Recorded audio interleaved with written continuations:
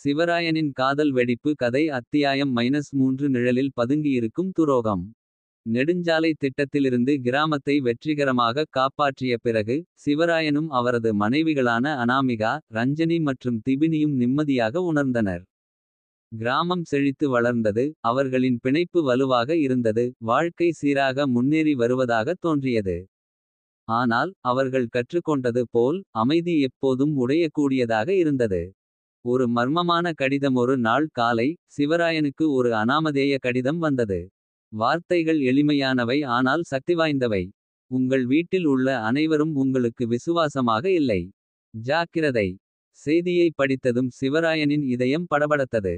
இதை யார் எழுதியிருக்க முடியும்? இது ஒரு குறும்புதானா? அல்லது இந்த வார்த்தைகளுக்கு பின்னால் உண்மை இருந்ததா?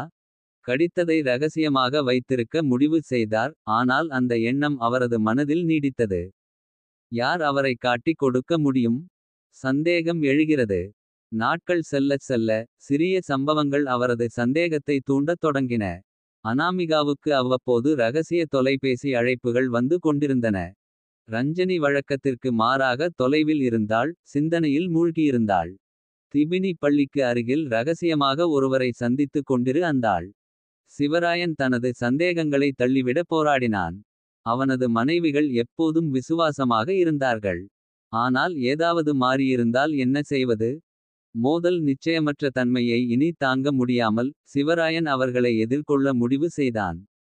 ஒரு மாலை அவர்கள் அனைவரும் ஒன்றாக அமர்ந்திருந்தபோது. அவர் கடித்ததை மேசையில் வைத்தார். சில நாட்களுக்கு முன்பு எனக்கு இது கிடைத்தது. நான் அதை நம்ப விரும்பவில்லை, ஆனால் எனக்கு தெரிய வேண்டும். என்ன நடக்கிறது? அறை அமைதியாகிவிட்டது. இறுதியாக பேசுவதற்கு முன்பு 3 பெண்களும் பார்வைகளை பரிமாறி கொண்டனர். உண்மை வெளிப்பட்டது. அனாமிகா பெருமூச்சு விட்டு மௌனத்தை கலைத்தாள். நான் உன்னிடமிருந்து எதையும் மறைக்கவில்லை, சிவராயன். நான் என் நிறுவனத்தை விரிவுபடுத்தவும் கிராமத்திற்கு அதிக வேலைகளை உருவாக்கவும் முயற்சிப்பதால். நான் வணிக கூட்டாளர்களுடன் தொலைபேசியில் தொடர்பு கொண்டுள்ளேன். எங்கள் கிராமத்தின் போராட்டங்கள் மற்றும் வெற்றிகளால் ஈர்க்கப்பட்ட ஒரு வீடியோ கேமில் உங்களை ஆச்சரியப்படுத்த விரும்பியதால் நான் விலகி நடந்து கொண்டேன். என்று ரஞ்சனி மேலும் கூறினார். திபினி பேசுவதற்கு முன் தயங்கினார். நான் ஒருவரை ரகசியமாக சந்தித்து வருகிறேன். ஆனால் அது நீங்கள் நினைப்பது போல் இல்லை. அது பல ஆண்டுகளுக்கு முன்பு வீட்டை விட்டு வெளியேறிய என் தம்பி. அவர் தனது கடந்த காலத்தை நினைத்து வெட்கப்பட்டு திரும்பி வந்தார். அவரை உங்களுக்கு அறிமுகப்படுத்துவதற்கு முன்பு அவரது வாழ்க்கையை மீண்டும் கட்டியெழுப்ப நான் அவருக்கு உதவினேன். நம்பிக்கையில் ஒரு பாடம். சிவராயன் நிம்மதி மற்றும் குற்ற உணர்ச்சியின் அலையை உணர்ந்தார். அவரது மனைவிகள் நல்ல காரணங்களுக்காக மட்டுமே பணியாற்றி வந்தபோது அவர் தனது மனதில் சந்தேகம் மங்கச் செய்தார். நான் உங்களை நம்பியிருக்க வேண்டும். என்று அவர் ஒப்புக்கொண்டார். இந்த கடிதம் என்னை எல்லாவற்றையும் கேள்வி கேட்க வைத்தது. ஆனால் எங்கள் காதல் சந்தேகத்தை விட வலிமையானது என்பதை இப்போது நான் காண்கிறேன். அனாமிகா அவரது கையை பிடித்தார். நிச்சயமற்ற தன்மையை எதிர்கொள்ளும்போது சந்தேகம் ஏற்படுவது இயல்பானது. ஆனால் முக்கியமானது தொடர்பு கொள்வது, மோசமானதாக கருதுவது அல்ல. ரஞ்சனி சிரித்தார். இந்த கடிதத்தை எழுதியவர் எங்களை பிரிக்க தவறிவிட்டார். நாங்கள் அதை விட வலிமையானவர்கள். திபினி தலையசைத்தார். நாங்கள் எப்போதும் ஒன்றாக எல்லாவற்றையும் எதிர்கொள்கிறோம். ஒரு புதிய சவால் காத்திருக்கிறது. கடிதத்தின் மர்மம் தீர்க்கப்படாமல் இருந்தபோதிலும். சிவராயனுக்கு ஒரு விஷயம் நிச்சயமாக தெரியும். அனாமிகா, ரஞ்சனி மற்றும் திபினி மீதான அவரது காதல் உடைக்க முடியாதது. அவர்கள் முன்னேறும்போது வாழ்க்கை கொண்டு வரும் புதிய சவால்களுக்கு அவர்கள் தயாராகினர். ஆனால் அவர்கள் அனைவரும் பார்க்காத நிழலில் ஒரு உருவம் பார்த்து சிரித்தது. விளையாட்டு இன்னும் முடிவடையவில்லை. அமைதியற்ற அனாமதேய கடிதத்திற்குப் பிறகு. சிவராயனும் அவரது மனைவிகளும் அனாமிகா, ரஞ்சனி மற்றும் திபினி நகர முயன்றனர். ஆனால் ஒரு அமைதியின்மை நீடித்தது. தங்கள் குடும்பத்தில் அவநம்பிக்கையை விதைக்க முயன்றது யார்? ஏன்? இரண்டாவது எச்சரிக்கை.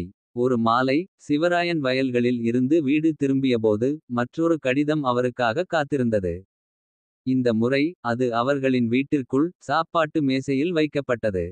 நீங்கள் என் எச்சரிக்கையை புறக்கணித்தீர்கள். ஆனால் விரைவில் உண்மை தன்னை வெளிப்படுத்தும். அனைத்து துரோகங்களும் தனிப்பட்டவை அல்ல. சில உயிர்வாழ்வதற்கானவை. அவரது முதுகுத்தண்டில் ஒரு குளிர் ஓடியது. யாரோ ஒருவர் அவர்களின் வீட்டிற்குள் நுழைந்தார். நெருக்கமான ஒருவர். தேடல் தொடங்குகிறது. உண்மையை வெளிக்கொணர தீர்மானித்த சிவராயனும் அவரது மனைவிகளும் துப்புகளை தேடத் தொடங்கினர். கிராமத்தில் யாராவது நிதி சிக்கல்கள் உள்ளதா என்று பார்க்க அனாமிகா தனது வணிக கூட்டாளிகளுடன் பேசினார். அது அவர்களை அவநம்பிக்கைக்கு ஆளாக்கக்கூடும். ரஞ்சனி விளையாட்டு மற்றும் ஊடகத் துறையில் தனது வலையமைப்பை பயன்படுத்தி யாருக்காவது மறைமுகமான வெறுப்பு இருக்கிறதா என்று சோதித்தாள். திபினி பள்ளியில் சுற்றித் திரிந்தாள். கிராமவாசிகளிடையே கிசுகிசுப்புகளை கேட்டாள். அவர்கள் எவ்வளவு அதிகமாக தேடினார்களோ அவ்வளவு அதிகமாக விசித்திரமான ஒன்றை உணர்ந்தார்கள். பல கிராமவாசிகள் பேசுவதற்கு பயந்ததாகத் தோன்றியது. அவர்களுக்கு ஏதோ தெரியும், ஆனால் அதை வெளிப்படுத்த மிகவும் பயந்தார்கள் போல. ஒரு ரகசிய சந்திப்பு. ஒரு நாள் இரவு ரஞ்சனி கிராமக் கிணற்றுக்கு அருகில் 2 ஆண்கள் கிசுகிசுப்பதை கேட்டார். அவள் ஒரு மரத்தின் பின்னால் ஒளிந்து கொண்டு கேட்டாள். அவள் விரக்தியடைந்து கொண்டிருக்கிறாள் என்று ஒரு மனிதன் சொன்னான். அவள் விரும்புவதை பெறும் வரை அவள் நிறுத்த மாட்டாள் என்று மற்றவர் பதிலளித்தார்.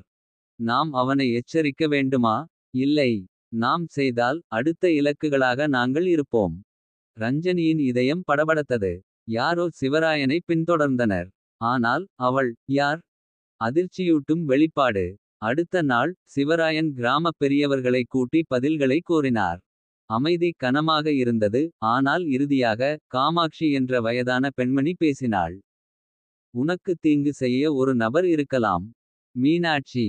சிவராயன் உறைந்து போனான். மீனாட்சி அவன் தன் வாழ்க்கையை மீண்டும் தொடங்க உதவிய அவனது கடந்த காலப் பெண் இதற்கு பின்னால் இருந்தாளா? அவள் முதலில் உனக்கு நன்றியுள்ளவளாக இருந்தாள். காமாட்சி தொடர்ந்தாள். ஆனால் அவளுடைய தொழில் பாதிக்கப்பட்டு உன்னுடையது வளர்ந்தபோது பொறாமை வேரூன்றியது. நீ அவளுக்கு ஒரு கடனை விட அதிகமாக கடன்பட்டிருக்கிறாய் என்று அவள் நம்புகிறாள். இப்போது அவள் உன்னிடமிருந்து எல்லாவற்றையும் எடுக்க விரும்புகிறாள். ஒரு ஆபத்தான விளையாட்டு. சிவராயன் தன் கைமுட்டிகளை பிடுங்கினான். மீனாட்சிக்கு ஒரு புதிய வாழ்க்கையில் ஒரு வாய்ப்பு கொடுத்தான். அவள் இப்படித்தான் அவனுக்கு திருப்பிக் கொடுத்தாள். அனாமிகா அவன் தோளில் கை வைத்தாள். நாம் கவனமாக இருக்க வேண்டும். அவள் நம்பிக்கையற்றவளாக இருந்தால் அவள் தீவிர முயற்சிகளுக்குச் செல்லக்கூடும். ரஞ்சனி சிரித்தாள். அப்படியானால் அவள் வெற்றி பெறுகிறாள் என்று அவளை நினைக்க வைப்போம். திபினி தலையசைத்தாள். இது மேசைகளை திருப்ப வேண்டிய நேரம். சிவராயனும் அவன் மனைவிகளும் பல சவால்களை எதிர்கொண்டனர். ஆனால் இது தனிப்பட்டது. அவர்கள் எதிர்த்து போராட தயாராக இருந்தனர். அவரது மனைவிகளான அனாமிகா, ரஞ்சனி மற்றும் திபினியும் அதிர்ச்சியூட்டும் உண்மையை வெளிப்படுத்தினர். சிவராயன் ஒரு காலத்தில் உதவிய பெண் மீனாட்சி அவரை அழிக்க முயன்றவர். ஆனால் போர் இன்னும் முடிவடையவில்லை. அவள் இன்னும் நிழலில் பதுங்கியிருந்து தாக்க சரியான தருணத்திற்காக காத்திருந்தாள். ஒரு புத்திசாலித்தனமான திட்டம். எப்போதும் மூலோபாயவாதியான ரஞ்சனி ஒரு துணிச்சலான நடவடிக்கையை பரிந்துரைத்தார். அவள் நம்மிடமிருந்து எல்லாவற்றையும் எடுக்க விரும்புகிறாள். அவள் வெற்றி பெறுகிறாள் என்று நினைக்க வைப்போம். தன்னை வெளிப்படுத்திக் கொள்ள அவளுக்கு ஒரு காரணத்தை கொடுப்போம். அனாமிகா தலையசைத்தார். நாம் பிரிந்து செல்வது போல் செயல்பட வேண்டும். அனாமதேய கடிதங்கள் வேலை செய்ததைப் போல தோற்றமளிக்க வேண்டும். திபினி மேலும் கூறினார். அவள் வெற்றி பெற்றதாக அவள் நம்பியதும் அவளை பிடிக்க நாங்கள் அங்கே இருப்போம். சிவராயன் ஒப்புக்கொண்டார். பொறியை அமைப்போம். கதாபாத்திரத்தில் நடிப்பு. அடுத்த சில நாட்களில் சிவராயனின் வீட்டில் கிராமம் ஒரு வியத்தகு மாற்றத்தை கண்டது. சிவராயனும் அனாமிகாவும் சந்தையில் ஒரு உரத்த வாக்குவாதத்தை ஏற்படுத்தி அவர்களின் தொழில் சரிந்து வருவது போல் தோன்றியது. ரஞ்சனி குடும்பத்தை விட்டு நகரத்திற்கு செல்ல விரும்புவதாக வதந்திகளை பரப்பத் தொடங்கினார். திபினி பேச பயந்தது போல் ஒதுங்கி நடந்து கொண்டார். கிராம மக்கள் தங்களுக்குள் கிசுகிசுத்தனர். ஒரு காலத்தில் பலமாக இருந்த குடும்பம் பிரிந்து செல்வது போல் தோன்றியது. அவர்கள் எதிர்பார்த்தது போலவே மீனாட்சி தூண்டில் போட்டார். துரோகம் வெளிப்பட்டது. ஒரு மாலை நேரத்தில் மீனாட்சி ஊழல் நிறைந்த நில வியாபாரியான ராகவ் என்ற நபரை ரகசியமாக சந்தித்தார். சால்வையில் மாறுவேடமிட்ட ரஞ்சனி அவர்களை பின்தொடர்ந்து ஒரு கைவிடப்பட்ட வீட்டிற்குச் சென்றார். உள்ளே மீனாட்சி அமைதியான ஆனால் உற்சாகமான குரலில் பேசினாள். சிவராயனின் குடும்பம் சிதைந்து கொண்டிருக்கிறது. அவர் பலவீனமானவுடன் அவர் தனது நிலத்தை விற்பதை தவிர வேறு வழியில்லை. பின்னர் நாங்கள் எல்லாவற்றையும் எடுத்துக்கொள்கிறோம். ராகவ் சிரித்தார். அவர் விற்காவிட்டால் என்ன செய்வது? மீனாட்சியின் கண்கள் இருண்டு போயின. அப்போ நாம அவரை வற்புறுத்துவோம். ரஞ்சனியின் கைகள் முஷ்டிகளாக இறுகின. அவள் போதுமான அளவு கேட்டிருந்தாள். இதை முடிவுக்கு கொண்டுவர வேண்டிய நேரம் இது. பொறி மூடுகிறது. மறுநாள் சிவராயன் நிதி நெருக்கடி காரணமாக தனது நிலத்தை விற்பதாக பகிரங்கமாக அறிவித்தார். எதிர்பார்த்தபடி மீனாட்சி மற்றும் ராகவ் உடனடியாக ஒரு சலுகையுடன் அவரை அணுகினர். அவர்கள் ஆவணங்களில் கையெழுத்திடவிருந்த நேரத்தில் அனாமிகா, ரஞ்சனி மற்றும் திபினி தலைமையிலான கிராமவாசிகள் குழு உள்ளே நுழைந்தது. ரஞ்சனி ஒரு சிறிய பதிவு சாதனத்தை மேசையின் மீது வீசினார். நாங்கள் எல்லாவற்றையும் பதிவு செய்தோம் மீனாட்சி.